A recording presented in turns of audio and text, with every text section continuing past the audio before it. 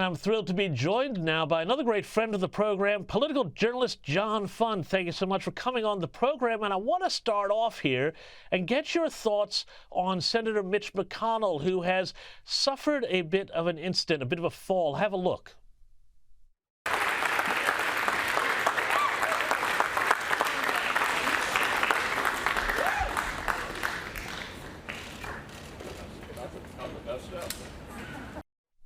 Now, anybody can have an accident, anybody can have a trip, things like that, but this comes after he also had that bizarre moment where he froze up on camera last year. John, you've written about this before here.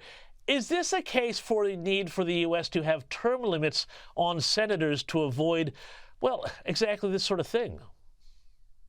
Well, I think it's necessary because if we don't have term limits, I'll tell you what the American people are going to do. They're going to put an age limit on Congress people. North Dakota has already voted one. You can't serve after the age of 80 from that state. Look, the average age of the United States Senate is now over 65. And that means there are a lot of people who are past their prime. And one of the reasons why Joe Biden was able to hide in plain sight his frailty is there were a lot of senators who didn't want to make that an issue. Otherwise, the spotlight would have turned on them. Seriously, Indeed. a farm. Look, I agree completely. And, you know, we spoke earlier in the show about the gerontocracy that we had in the United States under the Biden administration. Hopefully that's starting to come to an end now. But one of the other things that's coming to an end, John, is this huge slush fund of stuff that was being paid for by the U.S. aid that is now being taken over by DOJ, which is going through and finding amazing things here. Republican Senator Joni Ernst this week went through and found tons of examples of willful sabotage that U.S. aid engaged in their time, which even included millions of dollars to fund research in that Wuhan coronavirus lab. How is it, John, that Democrats are still able to defend this institution from Elon Musk and what seems like a very necessary truth-telling exercise? Well, the smarter ones like Rahm Emanuel or Obama strategist David Axelrod are saying, let's not defend them too much because there are other things we have to defend. The real scandal is not $21 million for Sesame Street in Iraq. The real scandal is what Musk has already found at the Treasury Department. The Treasury payment officers were told, you will approve every payment, no matter who it is to. So fraudulent groups, terrorist groups are receiving money. Literally, Musk has interviewed people in the Treasury who say, I never rejected a payment in my entire career.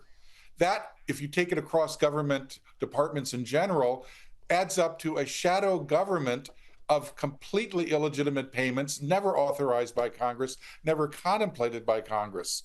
The Pentagon, which is something that conservatives support, but frankly should question when they have found it failed its last 7 audits. The Pentagon can't account for its own money.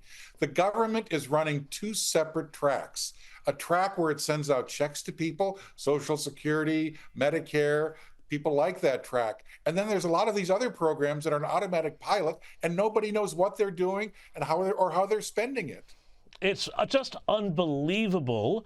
But also unbelievable has been some of the reaction to all of this. And I want, particularly coming from the left, I want to get your reaction here to what Congresswoman LaMonica McIver had to say earlier this week. Have a look at this. We will not take this. We will fight back. Fight back. Fight back. And as I close out, because I know we've been out here for a long time, and goddamn it, shut down the Senate. We are at war. Anytime a person can pay $250 million into a campaign and they be given full access to the Department of Treasury of the United States of America, we are at war. They're at war. They're going to fight. They're going to shut down the city. John, I don't know. There's a word here I'm thinking of, and it begins with I. Can you help me out? It feels like it's something like insurrection that she's calling for. Well, Donald Trump has successfully done something no one thought possible.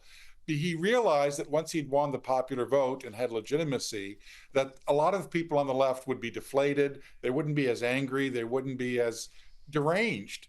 So what has he done to create a new source of distraction, a new shiny object for them to focus on and be deranged about? He's created Musk derangement syndrome.